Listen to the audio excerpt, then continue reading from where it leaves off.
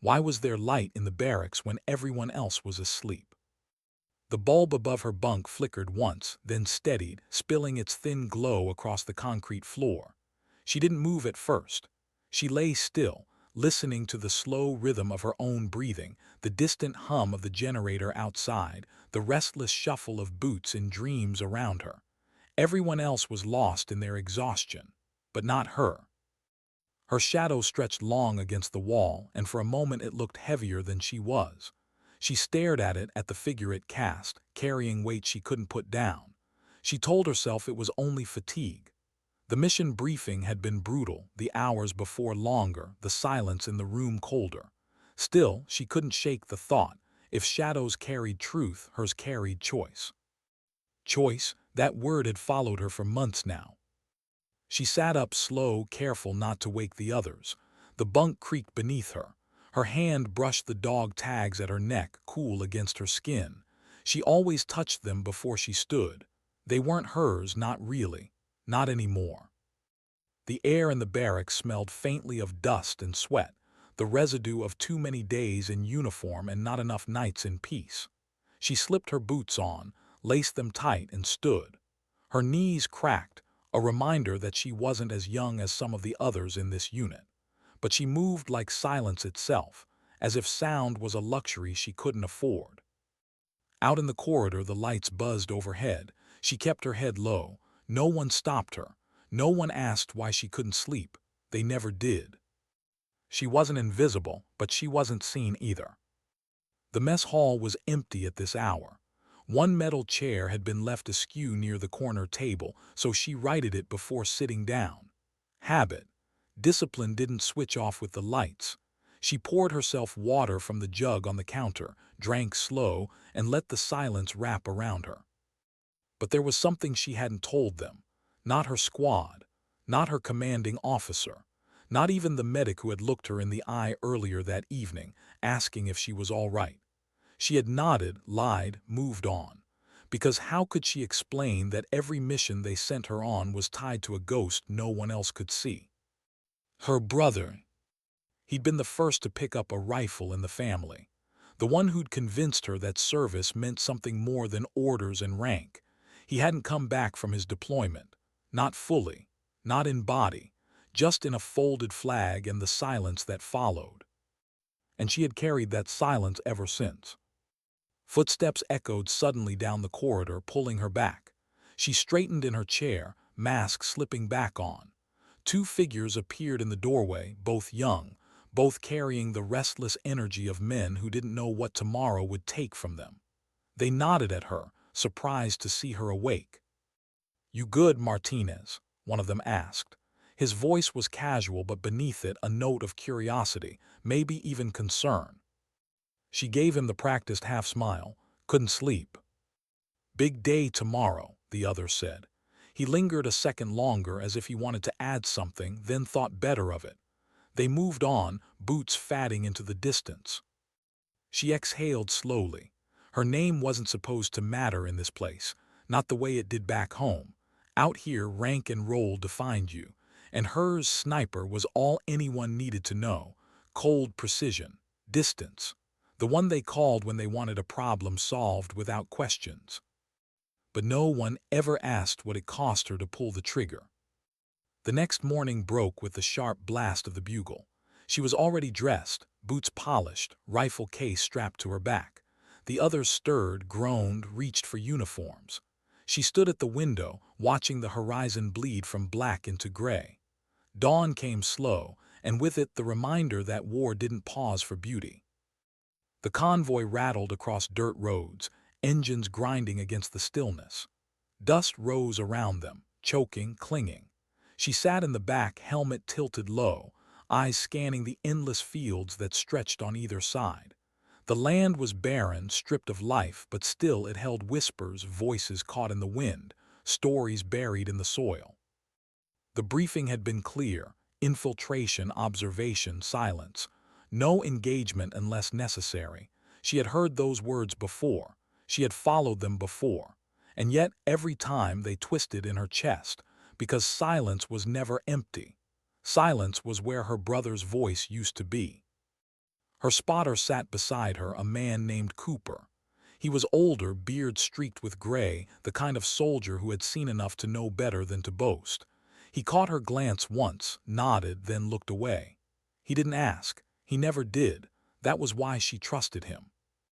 Hours later, the sun hung high and merciless. They climbed the ridge in silence, boots grinding against loose rock. Sweat carved trails down her spine, but she kept her grip steady on the rifle case. Every step carried weight. Every breath tasted of dust. At the top, she settled into position. The scope extended her vision across the valley below, where the village lay quiet, deceptively still. Children's clothes hung on a line. Smoke rose from a chimney. Ordinary, fragile signs of life. But the briefing had said otherwise. Somewhere in that village, weapons were stockpiled. Fighters hid among families. Tomorrow, maybe even tonight, they would strike. That was why she was here. Her finger brushed the trigger guard, light as breath. She told herself it was just another mission, just another valley, just another village. But her hands betrayed her, trembling for the first time in months. Cooper noticed. "You all right?" he asked low. She didn't look away from the scope. "Fine." A pause, long enough to make her think he might push further. But he didn't. He just shifted beside her, settling his binoculars against his face. She adjusted her breathing. In, out, slow, controlled. The rifle steadied with her heartbeat. And then she saw him. Not her target, not a fighter, not a threat. A boy, no older than 12, standing in the open, staring back up the ridge. Her finger froze. The world narrowed to that single gaze. He didn't run. He didn't wave. He just stood there, still as stone, eyes locked on hers through glass and distance. For a moment, it was her brother's face she saw. The same stubborn defiance, the same silent plea. Her chest tightened. She blinked hard, tried to reset, but the image lingered. The weight of choice pressed down heavier than the rifle in her hands. Because tomorrow, or the day after, that boy might not be standing empty-handed. And she would have to decide. What was the boy waiting for? Through the scope she studied him, still, silent, eyes fixed up the ridge as if he could see her. Not just sense her presence, but truly see her. His hair was dark, his face thin, his clothes worn. A strip of fabric tied around his wrist fluttered in the breeze. He wasn't armed. Not yet. But war didn't wait for children to grow old. Her breath snagged. She shifted the rifle half an inch, just enough to break the invisible line between them. And yet she couldn't shake the feeling that he was still staring, still inside her scope, even when the glass no longer framed him. Cooper muttered under his breath, adjusting his binoculars. "You've got eyes on." "Yeah," she said, steady, too steady. "Anything?" She hesitated, one beat, two. Not yet. She didn't tell him about the boy. Couldn't. The words wouldn't form. If she said them out loud, if she made him real, then Cooper might ask the question she wasn't ready to answer. What would you do if he picked up a weapon? The village shifted in small ways as the day stretched thin. Women carried buckets of water. Men lingered in doorways, speaking in low voices. The smoke from the chimney drifted higher, breaking apart in the heat. Nothing unusual, nothing that screamed danger. But Martinez had learned long ago that the quietest days carried the darkest shadows. Her eyes scanned rooftops, alleys, the dirt road winding through. She marked escape routes, vantage points, blind corners. Every detail mattered. Every second without movement wound the tension tighter inside her chest. By late afternoon, her muscles ached from stillness. Sweat stung her eyes. She rolled her shoulder once, easing the cramp, then refocused through the glass. The boy was gone. The relief she expected didn't come. Instead, an unease burrowed deeper. Where had he gone? Who had called him away? Cooper lowered his binoculars, rubbing his temples. "We're in for a long night," he said, almost conversational. She glanced at him, catching the tired slump in his posture, the lines etched deeper by years of watching, waiting, holding his breath. He carried his own ghosts, she knew. He just never gave them names. Night fell heavy and sudden, draping the valley in black. Their radios crackled once with a check-in, then fell quiet. Martinez settled into her post, eyes sharp, ears tuned to the smallest sounds, a distant dog barking, a shutter creaking, the restless shuffle of wind through brush. Her mind wandered against her will, back to a kitchen table at 17. Her brother across from her, map spread wide, his finger tracing routes he'd memorized by heart. He'd laughed when she called him obsessive. He'd said obsession kept people alive. She remembered the way he had looked at her then, proud and certain, telling her she had the same fire. She hadn't believed him, not until now. "Movement," Cooper whispered. Her scope snapped into place. Two figures slipped from a doorway below, carrying crates between them. They moved quick, too quick for men hauling food or tools. She adjusted, zoomed closer. Wooden boxes, unmarked but heavy. She didn't need to open them to know. Ammunition. Her pulse quickened. Cooper cursed under his breath. "Got it, you tracking." She locked in, following their path as they crossed the dirt road toward a house on the edge of the village. The house looked ordinary, windows shuttered, door plain. But the way the men disappeared inside, the way they glanced over shoulders before vanishing, it was too clean, too rehearsed. "A cache." Her orders were clear. Mark, confirm, report, do not engage. But her finger hovered against the trigger guard anyway, a reflex she couldn't unlearn. She could end it now. 2 rounds, maybe 3. The crates would drop. The line between preparation and action would blur. And yet she froze, because if she fired, the village would erupt. Families would scatter. Children would scream. The boy would be there, somewhere in the chaos. Her throat tightened. She whispered into the mic instead. "Possible weapons storage, house northeast edge, 2 carriers confirmed." "Copy," came the voice in her earpiece. Calm, detached, as if the words were coordinates on a map, not men with lives in their hands. The night dragged on. More movement, more crates, patterns forming like threads on a web. They were building something, step by step, piece by piece. Martinez logged every detail, her handwriting tight and precise in the dim light. At dawn, Cooper leaned back against the rocks, closing his eyes for a moment. "You ever wonder," he said quietly, "if any of this changes anything?" The question caught her off guard. "What do you mean?" "I mean, we sit up here, we watch, we call it in. Tomorrow they'll send someone else. Air strike maybe, or ground team. Either way, the cycle keeps spinning." He opened his eyes, gaze fixed on the horizon. "You ever wonder if the wheel just eats us alive?" She didn't answer right away. The silence stretched, heavy, settling between them. Finally, she said, "I wonder every day." Her honesty surprised even her. She wasn't supposed to say things like that. Not here, not to him. But something about the rawness in his voice cracked her open. He nodded once, slow, as if her words confirmed something he'd long suspected. Then he let it drop, eyes back to the scope. The second night was worse. The crates kept coming. Trucks rolled in under cover of dark, headlights off, engines low. Martinez marked every movement, every shift in the pattern.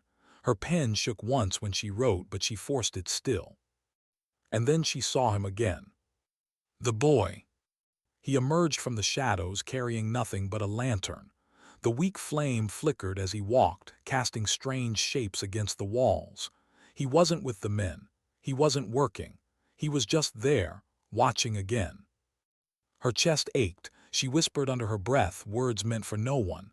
"Why are you here?" Cooper glanced over. "What?" "Nothing," she said quickly, too quickly. The boy set the lantern down on a step, then vanished back inside. The light burned faint, a tiny defiance against the night. Martinez stared at it long after he was gone. By the third day, fatigue gnawed at her edges. Her body craved rest, but her mind wouldn't relent. Every sound magnified. Every shadow stretched longer. She blinked against the blur, refocused, blinked again. And that was when she noticed it. A man in the alley crouched low, hand pressed to his ear. Not carrying, not hauling, communicating.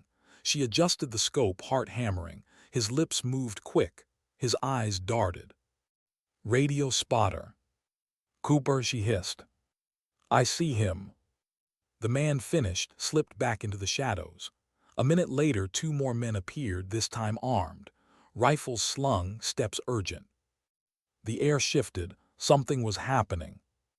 Her finger hovered near the trigger again. The urge clawed at her to fire, to end it, to stop the spiral before it broke loose. She steadied her breath. She thought of her brother. She thought of the boy. Choice, always choice.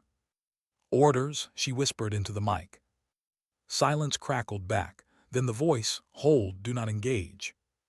She closed her eyes for half a second, then opened them again. The rifle steadied, the crosshairs aligned. And for the first time in years, she wasn't sure she could obey. Why was her finger trembling when it had never failed her before?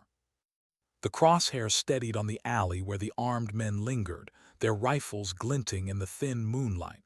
One leaned against the wall, scanning the street, while the other adjusted the sling across his shoulder. They weren't rushing. They weren't hiding. They were moving like men who believed the village was theirs. Martinez held her breath. The rifle seemed heavier tonight, the weight of steel pressing into her bones. She whispered the mantra she always did before a shot: steady hands, steady heart, steady will. But the words felt hollow. Orders had been clear: observe, record, report, nothing more. And yet her body betrayed her. Every muscle begged her to act. She could end it here. 2 pulls, maybe 3. Silence broken, yes, but lives spared later. Then the boy stepped back into view. The lantern still burned faint behind him, its glow wrapping his shadow along the dirt. He paused, glanced up the ridge again. She swore he was looking straight through the scope into her eyes, like a challenge, like a question. Her throat closed. Her finger froze. And in that second the armed men vanished into the same doorway as before, swallowed whole.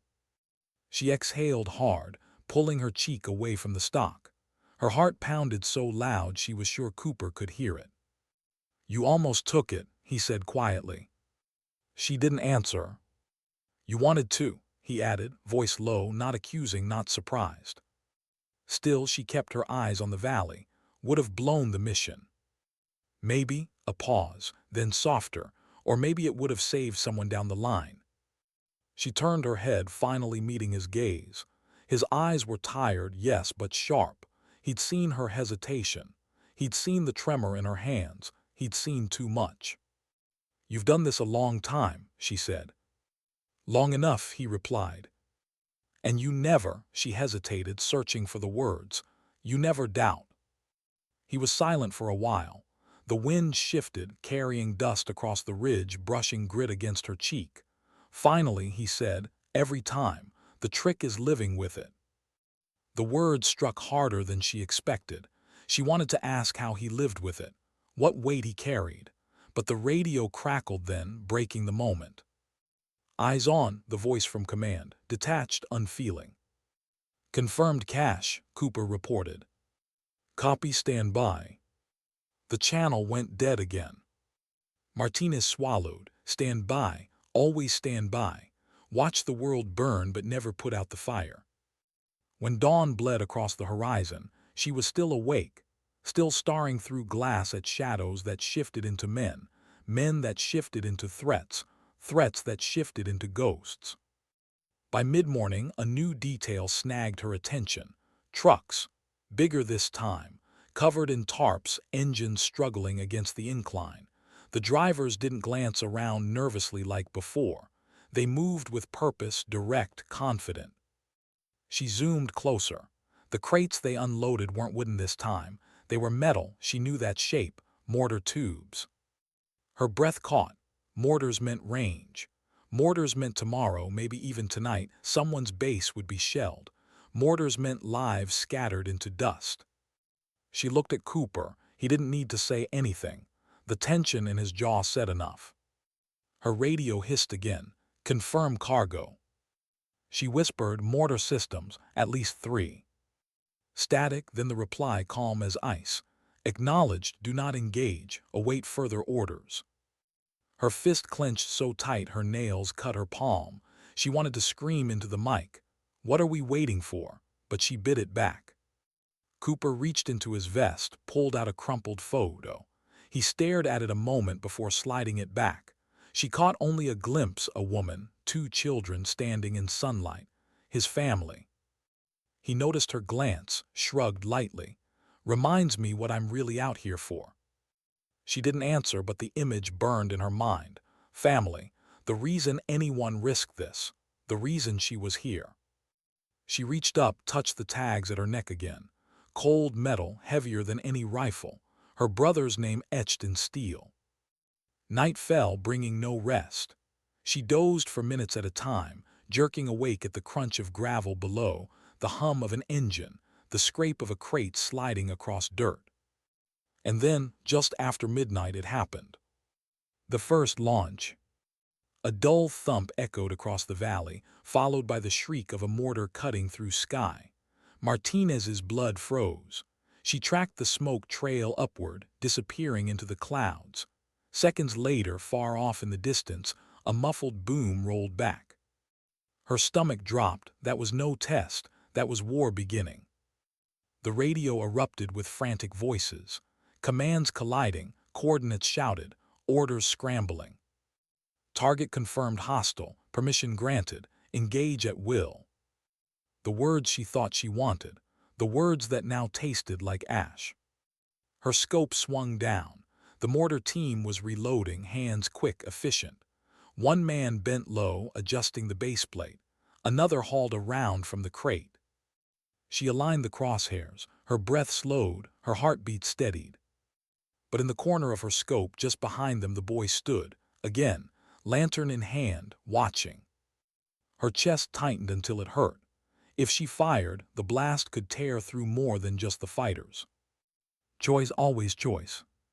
Cooper's voice cut through the static. "Take the shot, Martinez, now." Her finger pressed against the trigger. Her mind screamed. And then she did something she never thought she would. She pulled her head from the scope, closed her eyes, and whispered, "Not yet." Cooper snapped his head toward her. "What the hell are you doing?" She didn't answer. She only stared at the boy, at the faint light burning beside him, a flicker in the darkness. And for the first time, she wondered if obeying orders meant losing the last piece of herself she still recognized. Why wasn't the shot fired? The question echoed across the ridge, unspoken but heavy, lodged between Cooper's glare and the silence in Martinez's chest. He had seen her hesitate. He had seen her look away. And now the mortar team was still alive, still loading, still aiming toward distant lives that had no idea they were seconds away from being shattered. "Martinez," Cooper hissed low and sharp, "do it now." She adjusted the scope again, forcing her breath steady. But the boy lingered at the edge of her vision. Lantern flickering, small hands curled tight around the handle, his face too calm for a child surrounded by war. Her finger pressed against the trigger, but the weight of it felt unbearable.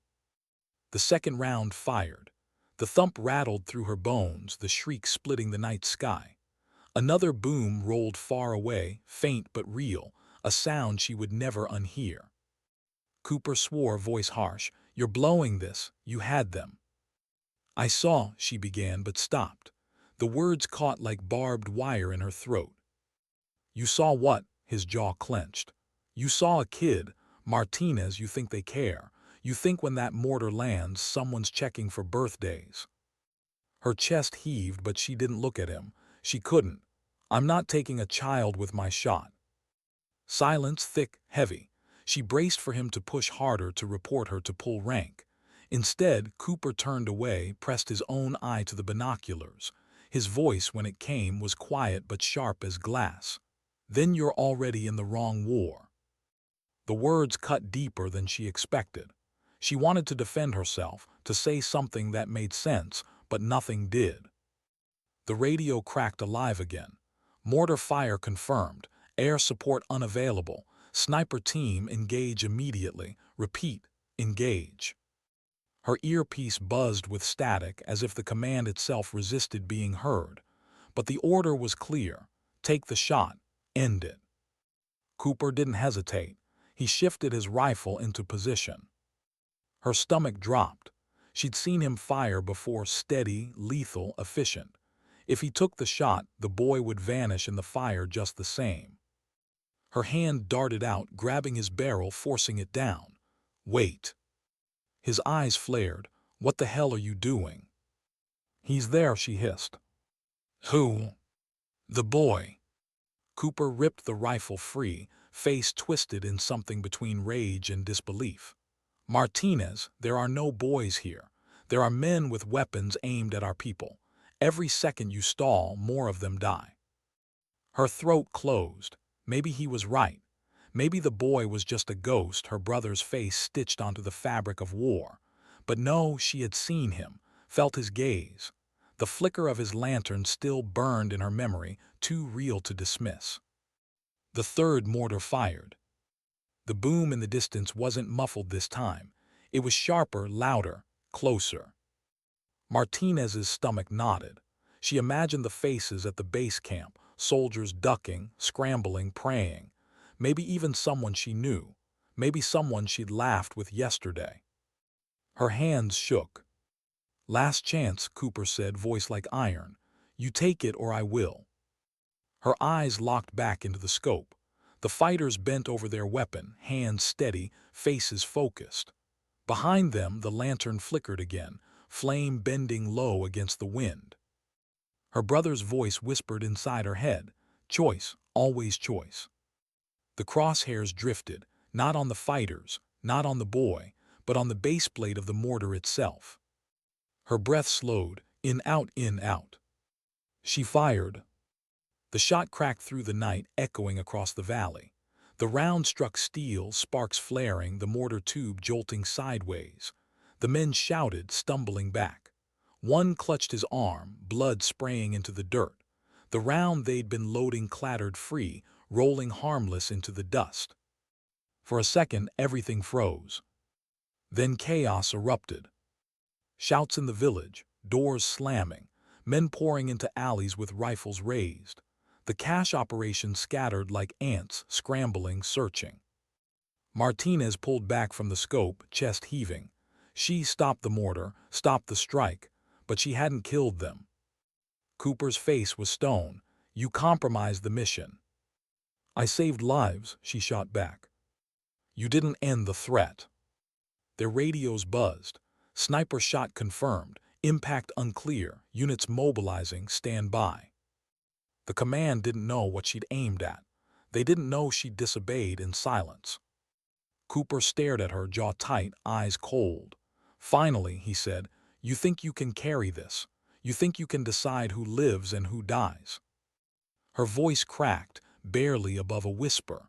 That's what I've been doing every time I pull this trigger. For a moment, neither moved. The sounds from the village rose, shouts, running feet, the sharp clatter of weapons.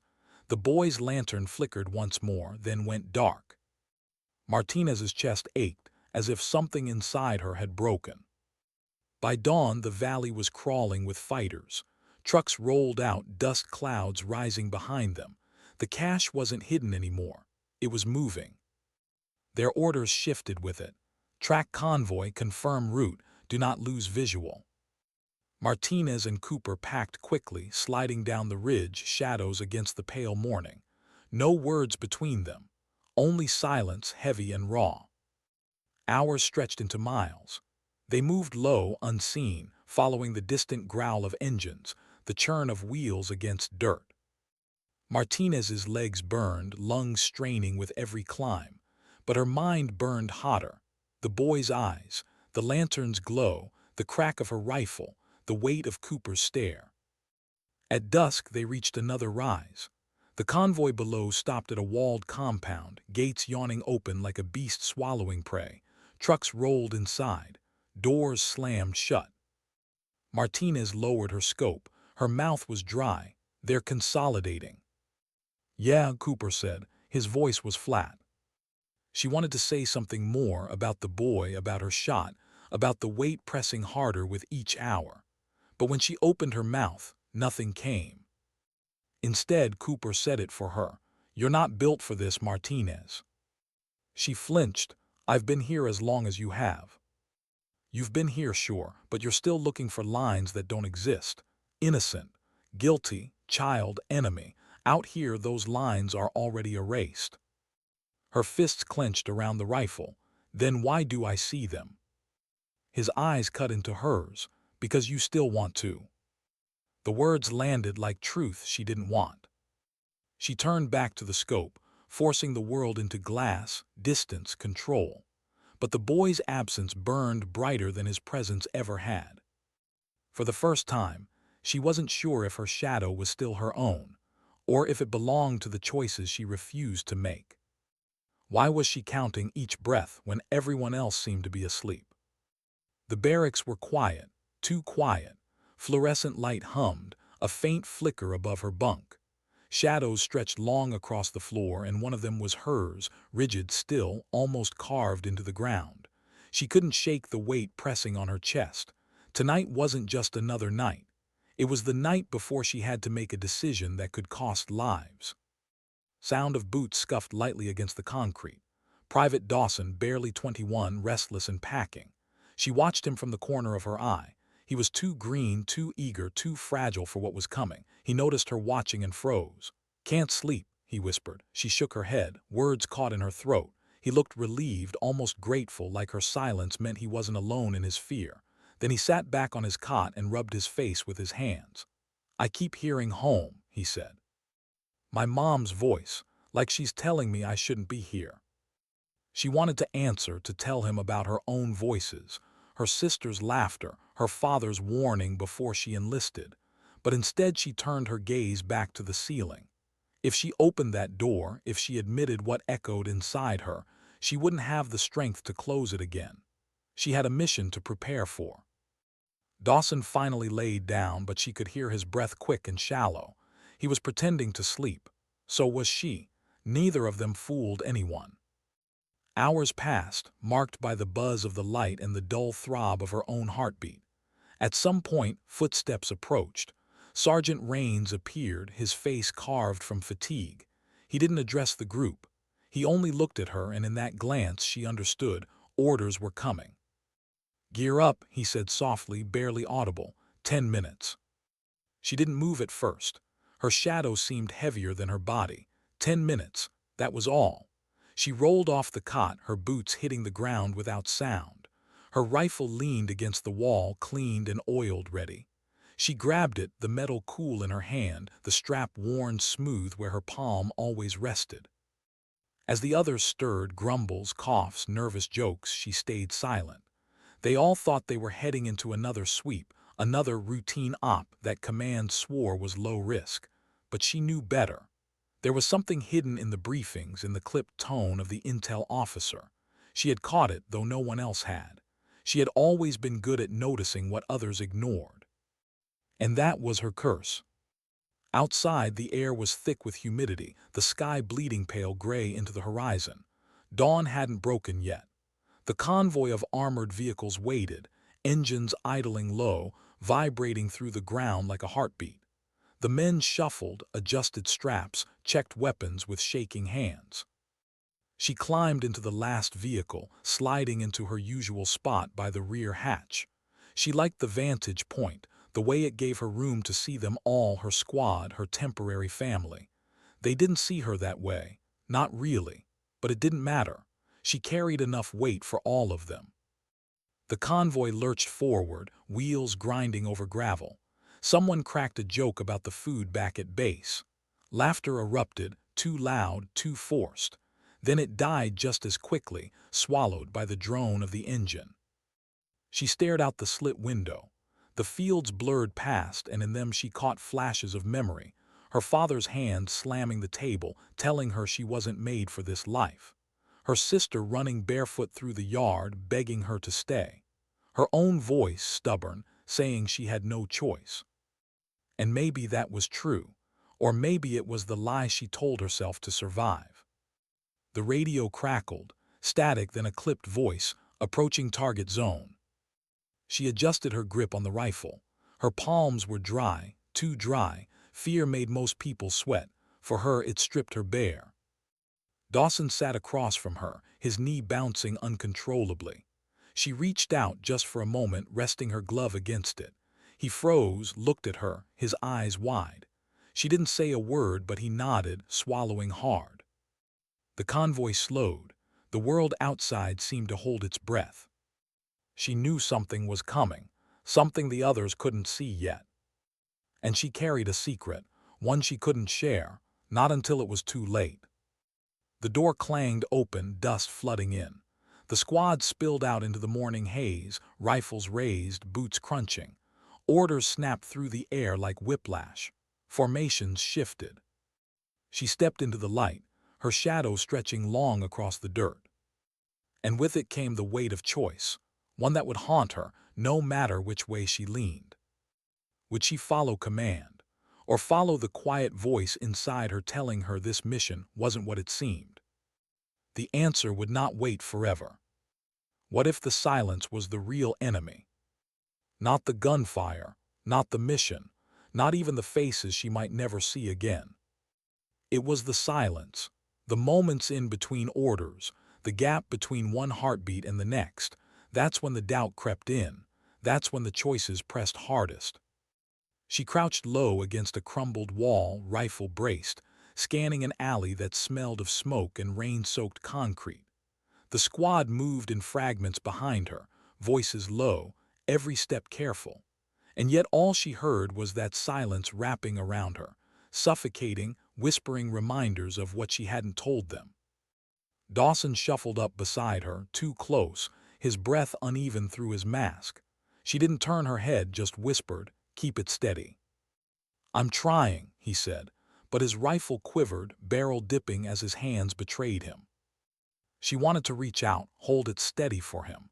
But if she did, if she showed that weakness, he'd never grow into the soldier he needed to be. He had to learn that fear never leaves. It only gets buried under discipline. And discipline was all she had left. The radio buzzed. 2 clicks out, possible movement, stay sharp. She tilted her head, listening beyond the voice, beyond the static. The city was awake now, distant shouts, the bark of a dog, the hollow ring of metal on metal. Life carried on around them, unaware of the storm crouched in its shadow. She envied those people, the ones who didn't know. But envy had no place here. Clear, Rains signaled from up front. His hand rose, cutting through the dust like a blade. The squad shifted again, boots crunching lightly, rifles lifted. She followed last, always last. It gave her time to see them, to read them, every twitch, every nervous glance. These weren't just soldiers, they were stories in uniform. Men and women with hearts pulled away from something they loved. One of them hummed under his breath, a tune too soft to place. Another rubbed a chain around his neck every 30 seconds as if a prayer timed to his own pulse. And her she carried nothing, no chain, no tune, just silence. And that silence was heavier than any rucksack. They reached the courtyard. Broken tiles, weeds pushing through cracks, the shell of a fountain long dry. Something about it reminded her of the yard where her sister used to play, bare feet on summer grass, hair whipping in the wind. She almost smiled, but the memory twisted too quickly, bringing with it the ache of distance, the guilt of absence. Why hadn't she stayed? Why hadn't she chosen differently? The order came, hold position. She froze where she was, eyes sweeping windows, rooftops, shadows. Movement flickered, there, just a shape in the far distance, gone before she could lock it in. Her breath caught, not because of what she saw, but because of what it meant. This wasn't routine, this wasn't safe. The silence told her the truth before anyone else saw it. She tightened her grip on the rifle. Her heartbeat slowed, not sped up. That was her gift, or her curse. Calm when calm was dangerous. Then she noticed Dawson again. His shoulders too high, his chest rising too fast. He was seconds away from losing control. She leaned closer, her voice almost a breath. "Focus on me. Not them, me." His eyes darted to hers. Something steadied in his gaze. Not enough, but enough for now. And still the silence pressed harder, because in it she could hear her father's voice, years back in the garage where he'd sharpened his knives. "You're not built for this. You feel too much. Feeling gets people killed." He'd been wrong, and he'd been right. She heard another voice too, her sister on the day she left. "If you go, you'll lose yourself." Maybe she already had. Rain signaled again, "Advance." Her boots scraped stone, dust lifted. She moved forward. The squad fanned out, rifles shifting left, right, scanning. The courtyard stretched wide, empty, open. Too open. Her pulse should have raced. Instead, her calm deepened, every sound amplified, the clink of metal, the brush of fabric, the sigh of wind through broken glass. And then, a sound that didn't belong. Not loud, not clear, just wrong. Her body reacted before her mind. She dropped, shoved Dawson flat, swung her rifle toward the source. A window, third floor, shadow leaning too long. The silence shattered. Gunfire cracked, echoing sharp against concrete. Shouts erupted. Tiles exploded around them, shards raining down. Dawson screamed but held his rifle, firing wild. Others returned fire, voices colliding in panic. And she was already moving, crawling low, bracing steady, finding angles the others couldn't. Calm in the chaos, breath in the storm. She squeezed one shot, another. A figure slumped in the window, weapon tumbling. But she didn't celebrate, didn't even blink, because she knew that wasn't it, not yet. The silence had warned her. The silence wasn't finished. And inside her, deeper than fear, deeper than duty, was the truth she hadn't told them. She knew this mission was already compromised. She just hadn't decided whether to admit it. What if trust was the most fragile weapon they carried? Not the rifles slung over their shoulders, not the grenades strapped to their belts. Trust, thin as glass, sharp as the shards beneath their boots, and right now hers was cracking. The squad huddled against the broken wall, breaths ragged, gun smoke hanging like a storm cloud around them. Rains barked orders, his voice torn raw. Dawson sat slumped, blood streaking his sleeve from a graze he barely noticed. And she kept her eyes on the street, because looking at them meant facing what she hadn't told them. "Sniper down," Rains growled, scanning the windows. But that was too easy, too clean. He turned to her. "You saw it first, what else?" The question cut sharper than any bullet. She opened her mouth, but the words caught, heavy, tangled. If she told him, if she told them, that she'd known something was wrong before they stepped off base, how would they look at her? Would they believe her? Or would they see betrayal in her silence? Her lips pressed shut, she shook her head once. Nothing confirmed. Rain stared, eyes narrowing, weighing her silence like a man measuring a blade. Then he turned back to the squad. "Stay sharp. This isn't over." They moved again, slow, rifles sweeping, boots sinking into dust. The city pressed close, windows like watching eyes. She could feel it.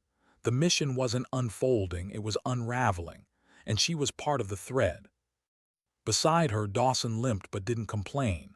His face was pale, lips tight, but his rifle stayed steady. She wanted to say something, to tell him he was braver than he thought, that fear didn't make him weak, but she bit it back. Words could wait, survival couldn't. They reached a narrow street. A market once now abandoned, stalls collapsed, fruit rotting in the dirt. Flies hummed in clouds. The silence returned, thicker, heavier. She scanned rooftops, doorways, the glint of glass. Then she saw it, a door slightly ajar, swaying in the breeze, not much, but enough. Her hand shot up, "Stop." The squad froze. Rains looked at her, one eyebrow sharp. "Talk to me." Her throat tightened. She should tell them. She should finally say it. That intel had been flawed, that command had buried the risk, that she'd caught the omission in the briefing but hadn't spoken. Because if she had, maybe they wouldn't be standing here, waiting for a door to decide their fate. But she didn't, she couldn't, not yet. "Door," she whispered instead. Rains nodded. Two soldiers flanked it, rifles raised. The door creaked wider, shadows spilling out like ink. A figure darted. Gunfire erupted. The squad surged forward, shouts ripping through the stillness. She stayed back, eyes sweeping higher. And that's when she saw it, the second shadow, crouched on a rooftop, rifle angled down, aimed not at them but at Dawson. Her pulse skipped. She didn't think, she fired. The shot cracked like thunder. The figure toppled, rifle clattering against stone. Dawson spun, wide-eyed, searching for what he hadn't seen. She lowered her weapon, breath sharp, calm, breaking only for a second. Rains shouted her name. She turned. His eyes burned, not with anger but with something worse, suspicion. "Why do you always see it first?" he demanded, voice low, almost a growl. The squad went silent, eyes turned to her, waiting, questioning. And in that silence, the weight of her secret crushed down harder. Because the truth was she had seen it first, not because of instinct, not because of training, but because she'd been warned. A flicker in the briefing files, a shadow in the reports, something command hadn't wanted them to notice. She had noticed, and she had chosen to say nothing. Now every life around her was tied to that choice. The silence deepened, and she knew the next time it broke, trust might shatter completely. What if the final choice was the one no one else could see? Not the firefight raging around them, not the commands echoing through radios. The real battle was silent, inside her, where one truth waited to be spoken, and the cost of silence was written in blood. The squad had taken cover in the remains of a half-collapsed school. Dust rained from the ceiling with every blast outside. Windows shattered inward. Shouts tangled with gunfire. Rains barked positions, his voice sharp, commanding, but beneath it she heard the edge. He no longer trusted her. And she couldn't blame him. Dawson crouched at her side, pale but steady, his sleeve soaked in red. He looked at her, eyes asking questions he couldn't form out loud. She forced herself to meet them. For once, she didn't look away. "I knew," she whispered, words pulled out like knives. "Before we came, the mission wasn't clean. The intel, it was wrong. They buried it. I saw it. And I stayed silent."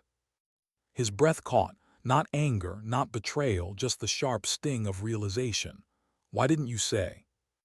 "Because if I had, they'd have cut me out," she said, voice shaking for the first time. "And I thought maybe I could protect you from the inside, but now," her voice broke. She swallowed it down.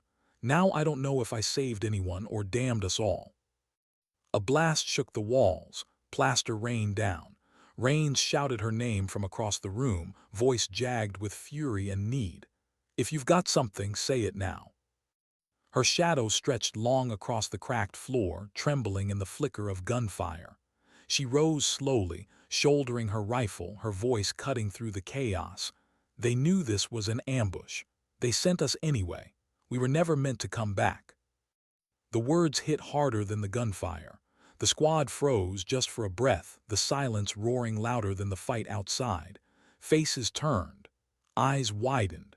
Even Rains faltered, jaw tightening, a muscle twitching in his cheek. For the first time, they saw her not just as the quiet one, not just as the shadow in the back, but as the one carrying the truth they didn't want to hear. And with that truth came choice. She looked at them, all of them. Dawson, bleeding but unbroken. The young soldier with the chain clutched in his fist. The one who hummed when fear clawed too deep.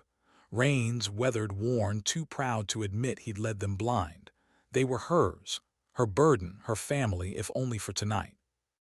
So she made the choice no one else could. "Cover the east," she said, voice steady now. "I'll draw fire. When they focus on me, you break out through the south. Don't stop, don't look back." Rains shook his head, anger laced with something rower. "That's suicide." "Maybe," she said, "but it's the only way you walk out." The silence cracked then, not from outside, not from orders, but from inside her. The silence she had carried for years. The silence of doubt, of guilt, of hiding. She let it go.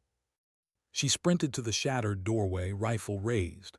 Bullets tore past, sparks spraying. Her shadow leapt ahead of her, stretched wide in the strobe of muzzle flashes. She fired, precise, deliberate, each shot a heartbeat, each shot buying them seconds. Behind her she heard movement, the squad obeying, Dawson's voice urging them on, boots pounding toward escape. She didn't turn, didn't need to. Her shadow moved with her, long and sharp, carrying the weight of every choice she had made. And when the final shot came, when silence returned, it wasn't empty, it was full. Full of the lives she had bought, full of the dignity she hadn't spoken but acted. Sometimes dignity doesn't speak.